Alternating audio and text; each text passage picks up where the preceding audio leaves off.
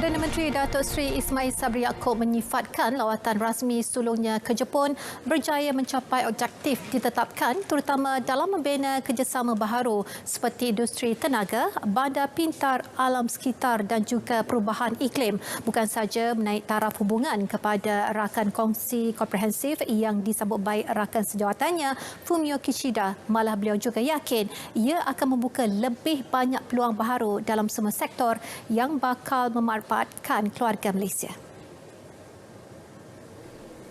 Datuk Seri Ismail amat menghargai respon positif Kishida terhadap kesepakatan yang dipersetujui terutamanya konteks pengukuhan hubungan dan kerjasama Malaysia-Jepun terutama atas sokongan dan bantuan Tokyo dalam usaha pembangunan Malaysia menerusi dasar pandang ke timur.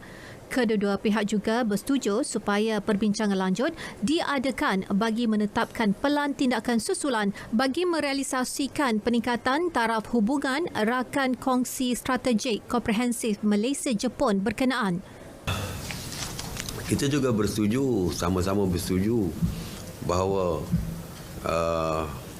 dasar pandang ke timur yang memasuki tahun ke-40 antara Malaysia, hubungan antara Malaysia dengan Jepun ini akan diteruskan.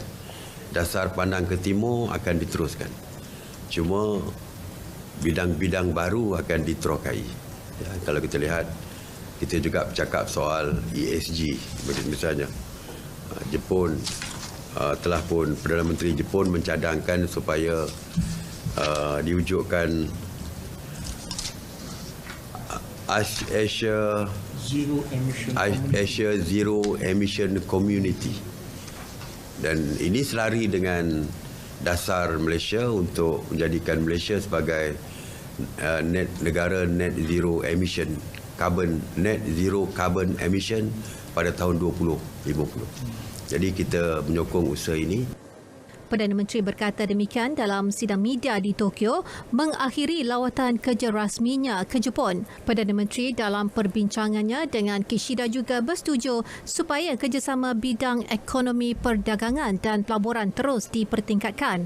Mengenai pelanjutan dasar pandang ke timur yang turut dialu-alukan Jepun, fokus Malaysia menurut Perdana Menteri telah berubah daripada fokus membawa pelaburan dan pembangunan sektor pembuatan seperti elektrik dan elektronik kepada digital ekonomi dan sektor tenaga. Kalau dulu kita fokus kepada teknologi elektrikal, elektronik dan sebagainya, peringkat awal dulu. Ya, kalau kita lihat pelaburan Jepun fokus kepada perkara seperti itu. Tapi sekarang dia dah berubah. Bila saya dengan diorang semalam, yang di meja saya tu Captain of Industry company yang besar, yang terbesar di Jepun ini. Daripada 5 orang tu, tak ada satu pun yang terlibat dengan elektronik ataupun semiconductor, tak ada. Semuanya terlibat dengan oil and gas yang ada hubungan dengan Petronas dan sebagainya. Dan satu tu retail lah, pasal Aeon bersama saya. Jadi maknanya dia dah berubah dari segi industri yang melibatkan mereka.